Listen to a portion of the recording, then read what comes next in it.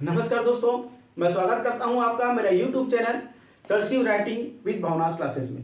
दोस्तों, मेरे बहुत सारे रिश्तेदार, टीचर्स और फ्रेंड्स मुझसे ये प्रश्न करते हैं, अंग्रेजी में राइटिंग तो हम पहले भी करते थे, अब क्या कर्सिव राइटिंग की जरूरत पड़ गई है।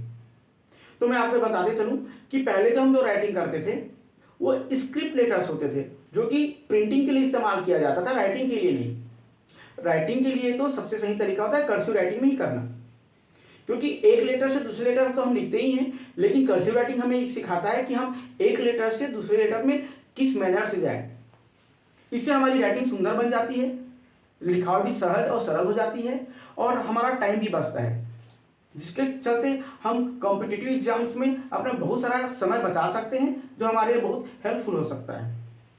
तो क्या कर्सिव राइटिंग ही सबसे सुंदर राइटिंग है? मैं इस पक्ष में नहीं हूँ। हमें सुंदर राइटिंग को सिलेक्ट करना पड़ेगा। कर्सिव राइटिंग में भी बहुत सारे लेटर्स ऐसे भी हैं जो कि बहुत सुंदर नहीं हैं, कि एक ही लेटर्स को कई टाइप से लिखा जा सकता है। तब हमें उन लेटर्स को जानना पड़ेगा और उसमें जो सबसे सही, सुंदर और जो हमारे लिए सहज है, ऐसे लेटर्स को सीख के अपनी राइटिंग को सुंदर बनाना पड़ेगा। दोस्तों, इंग्लिश अल्फाबेट में 26 स्मॉल लेटर्स और 26 कैपिटल लेटर्स है, जो कि प्रोनाउंसिएशन बेस्ड सीक्वेंस में जमे हुए हैं, जबकि राइटिंग के लिए सही सीक्वेंस नहीं है। अंग्रेजी के अलग अलग लेटर्स में अलग अलग स्ट्रोक्स डिमांड करते हैं राइटिंग के लिए, लेकिन कुछ स्ट्रोक्स कॉमन होते हैं बहुत सारे लेटर्स में। तो हम इस फैमिली को उस कॉमन स्ट्रोक के हिसाब से कुछ ग्रुप्स में डिवाइड करते हैं। ये ग्रुप्स हमारे राइटिंग के लिए बहुत अच्छा होगा और हमारे लिखने के तौर तरीके को बहुत सरल और आसान बना देगा।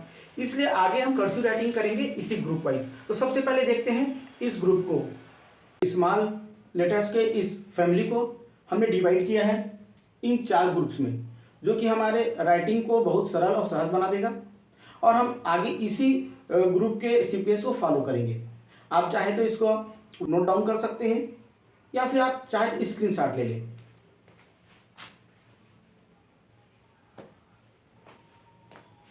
दोस्तों, अब हम कर्सिव राइटिंग इन्हीं ग्रुप के अकॉर्डिंग इसी सीक्वेंस में करेंगे और एक एक ग्रुप के बाद हम आगे बढ़ते चलेंगे।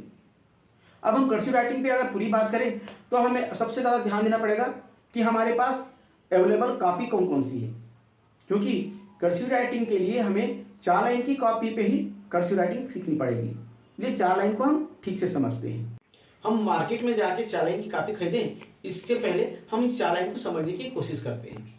देखिए, 4 लाइन हमारे कर्सिव राइटिंग के लिए बहुत इंपॉर्टेंट होता है और सभी लाइन कर्सिव राइटिंग में बहुत ही उपयोगी है, इसलिए हम ध्यान से समझते हैं ये 4 लाइनों को।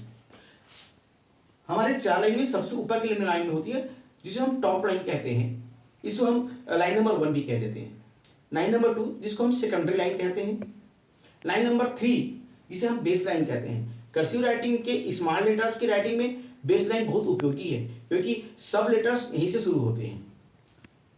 आखिरी जो लाइन होती है जिसे हम बॉटम लाइन कहते हैं, हम इसको लाइन नंबर 4 कह सकते हैं।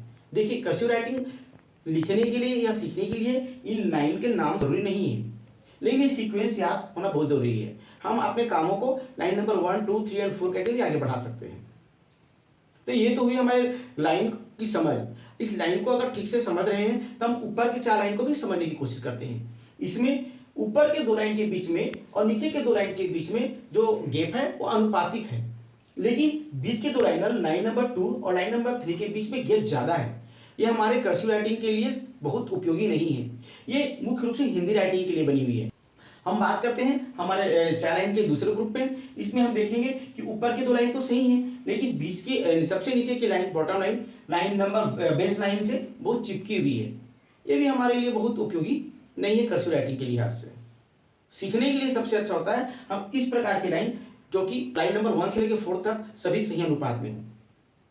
तब जब हम मार्केट में जाएं तब हमें इस बात का ध्यान रखना चाहिए और हमें कॉपी को पेपर के साथ साथ इन लाइंस की दूरी को भी ध्यान में रखकर कॉपी सेलेक्ट करनी चाहिए। ये कॉपियां भी कर्सिव राइटिंग में उपयोग हो सकती है यदि हम प्रैक्टिस सेशन में ठीक से ध्यान न दें और हम लाइन नंबर 1 और लाइन नंबर 4 या सेकंड लाइन या थर्ड लाइन के बीच के में लेटर को सही तरीके से ना बना पाए, तब हमारी कमियों को दूर करने के लिए हम इस कॉपी का इस्तेमाल कर सकते हैं। तो ये तो हुई हमारे लाइंस की जानकारी। तो दोस्तों, मेरा ये सभी इंफॉर्मेशन आपको अच्छी लगी होगी।